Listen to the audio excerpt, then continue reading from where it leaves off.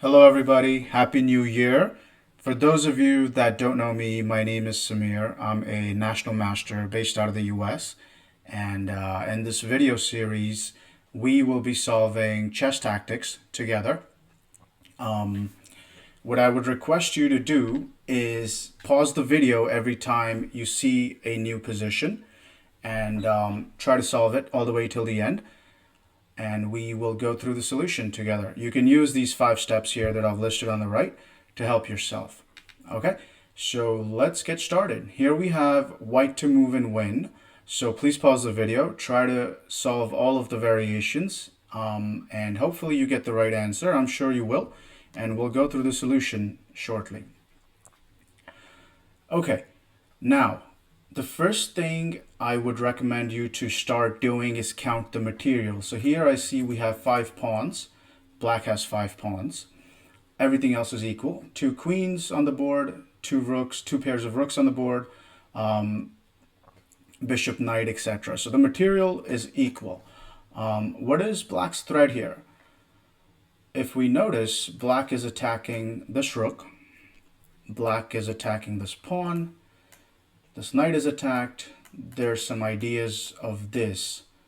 Knight to f4, right?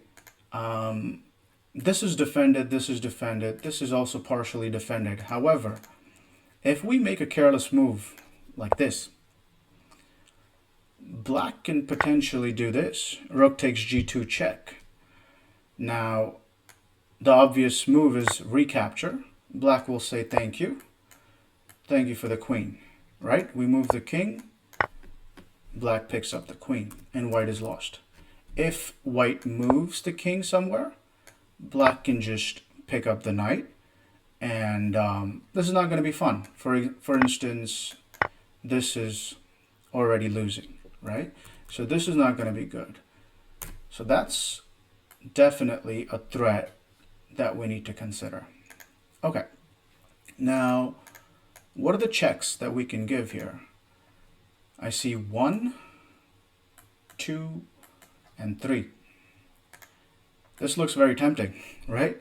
I'm attacking the queen and checking the king. However, black just picks up the knight, and I don't have anything. So that's not going to be good, right? So knight f6 check, pawn takes, and white has nothing. We just lost a piece for no reason. However, I'm going to keep that in my mind because that is something I want to make work. If I can distract, if I can deflect this pawn, that could be very good for me. So the pawn is defending this pawn. So that brings me to the next move, which is this check, right? If pawn takes queen, then this looks very interesting. So before we analyze queen takes h6 check, let me mention that this is not working. And I'm sure you see that because obviously black recaptures the queen and white has nothing, right? What is white even going to do here? There's no threats that we can really create. So queen takes g6 is not getting us anywhere. So that leaves us with this move. Black has 2 responses, this and this. If pawn takes, now we give a check. Black can go to these 2 squares. If black goes here, the natural response is knight takes queen. Thank you for the queen and thank you for the extra pawn that we just captured, right? Because queen takes pawn, pawn takes queen, check here, and we pick up the queen. We just won that pawn, right? So thank you for the free pawn. Now, this is obviously good for white, right? Black would maybe block, because if black doesn't block, if black goes to these squares because of the check, we have this check picking up the rook, or just picking up the rook directly, right? Like if king here, I could just pick up the rook. So black's one of the only moves is knight to e5, and then white can just take, and life goes on. We won 2 pawns, and white is probably completely winning, right? I should mention that after check here, if white becomes too greedy, for example, if I say I'm going to give this check, you have to go to one of these 2 squares, and then I'm going to come back and then pick up your queen. I could argue that, hey, I picked up a queen and a rook, right? but it's not working. The reason is, if you haven't analyzed this variation, please pause the video and try to see why this is not working. Okay? The reason it's not working is black's going to block it. Right? And now king is not here, so this check is not going to happen. Right? If I take, and say, hey, you have to go here, black's going to say, no, I don't. I can block again, force your bishop to go to that square, and then maybe come here. And you don't have this trick anymore.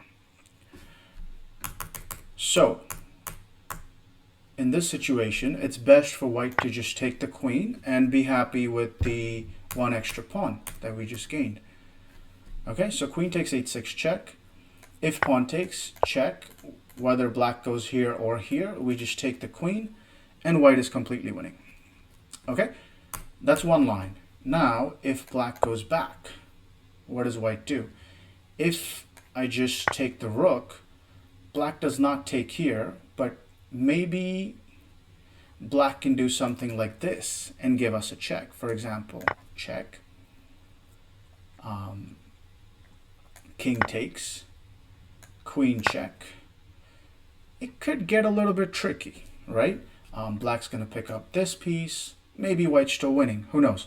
But it could be a cleaner win here for white. So after king to g8,